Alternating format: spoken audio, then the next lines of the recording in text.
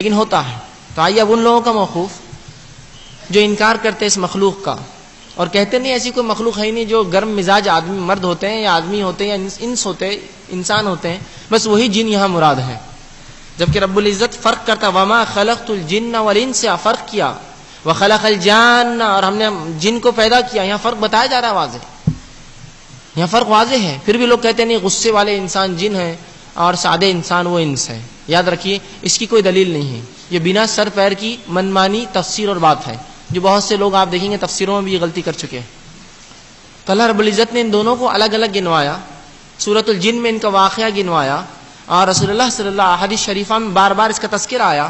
پتہ نہیں پھر بھی امت کیوں اس معاملے میں افراد و تفرید کی شکار ہے. تو کچھ لوگوں کا موقف یہ ہوتا ہے کہ نہیں جو دکھتا نہیں ہے اس کو ہم مانتے نہیں ہیں. آج کے جدید دور کے اندر جدید سائنسی علوم کو پڑھ کر عصری علوم حاصل کر کے وہ سمجھتے ہیں ہم نے بہت بڑا جو ہے خلا جیت لیا اور اب ہم کو سب سمجھ میں آ گیا، سچ کیا ہے، جھوٹ کیا ہے، غائب کیا ہے اور ظاہر کیا ہے، باطن کیا ہے، بس ہم کو اب سب پتہ ہے. لہٰذا جنوین کچھ بھی نہیں ہوتا، اس لیے کہ سائنس سے یہ پروف نہیں ہو سکتے. اور جب تک ہم کسی چیز کو دیکھتے نہیں ہم اقرار نہیں کرتے اس کا. ایسی بھی تھوڑے لوگ عقلی لڑائی لڑاتے ہیں.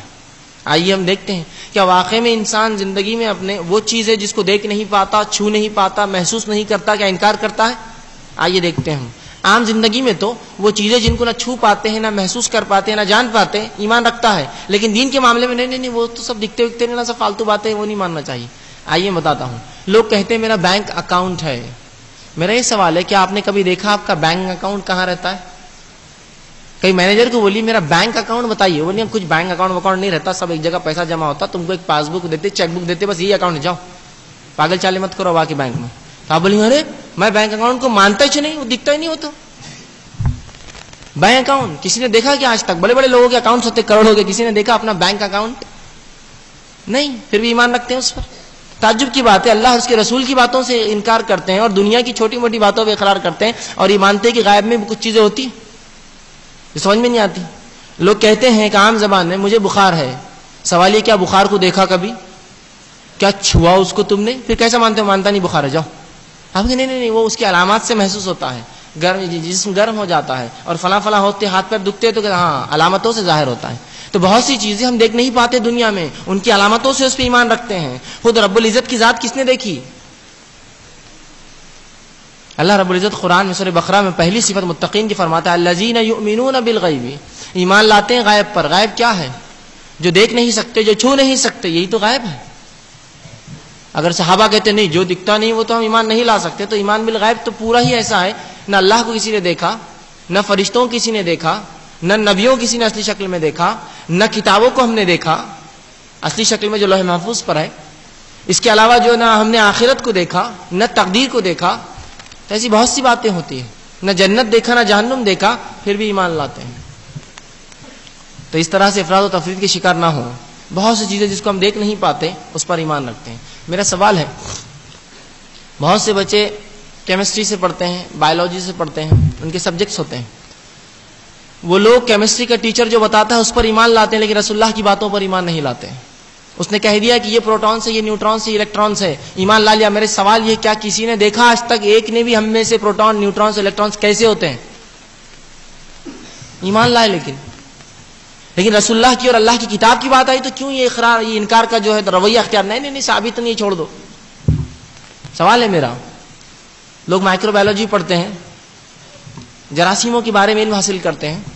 سوال یہ ہے آپ میں سے کتنے ہم میں سے جس نے جراثیم کو واقعی میں دیکھا ہے لیکن اس پر ایمان تو لاتے ہیں؟ جراثیم لگ گئے تو بیماری آتی ہے، فلاں ہو گیا تو فلاں ہوتا ہے. سوال یہ جراثیم دیکھا کس نے؟ تو یہاں تو اقرار کرتے ہیں جراثیم کا. تو سوال یہ شریعت کی بہت سی باتیں ہیں جو چھو نہیں سکتے، دیکھ نہیں سکتے، محسوس نہیں ہوتی لیکن ایمان لاتے ہیں. انہی میں سے یہ بھی ایک ہے جنوں پر ایمان. اب یہ نہ کہیں کہ جو دیکھ نہیں سکتے، چھو نہیں سکتے تو وہ ہوتا نہیں ہے، ورنہ پھر بہت سی چیزیں نا جو دیکھ سکے آج تک ہم نہ چھو سکے لیکن ایمان لاتے ہیں دنیا میں. کہ تو فلاں نے کہا، کہ تو پروفیسر نے کہا، کہ تو ٹیچر نے کہا. نیوٹن کے لاز مانتے ہیں. میں سمجھتا ہوں حدیث رسول پہ اس سے بھی کمزور ایمان ہوتا ہے ہمارا. نیوٹن کے لاز کو جتنے پکا مانتے ہیں کہ first law of Newton, second law of Newton and third law of Newton, جتنا ایمان اس پر ہے رسول اللہ کی حدیث پر اس سے کم ایمان ہے ہمارا. نہیں یہ سمجھ میں نہیں آ رہا، یہ تو پلے نہیں پڑتی، اس کا تو کوئی وجود ہی نہیں دکھتا ہمیں، ہم نے تو کبھی نہیں دیکھا. جب تک چھوئے نہیں ہم اس کو مانیں گے نہیں.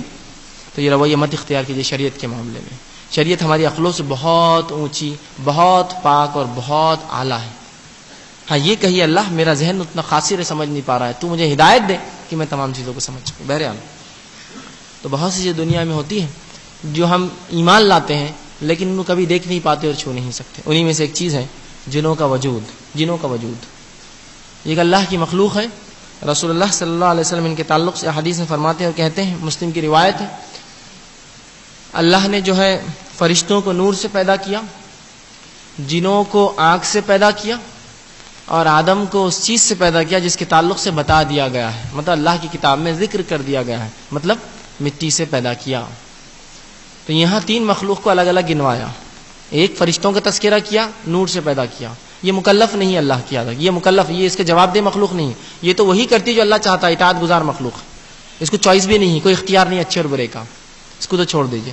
رہا دوسرے کا تذکرہ آ رہا ہے کہ ہم نے جنوں کو آنکھ سے پیدا کیا، بالکل الگ الفاظ استعمال ہو رہے، یہ نہیں کہا فرشتے اور جن ایک ہے یا انسان اور جن ایک، فرشتوں جنوں کو ہم نے آنکھ سے پیدا کیا اور انسان کو اس چیز سے جس کا اللہ کی کتاب میں تذکرہ کر دیا گیا ہے، مطلب وہ مٹی سے پیدا کیے گئے۔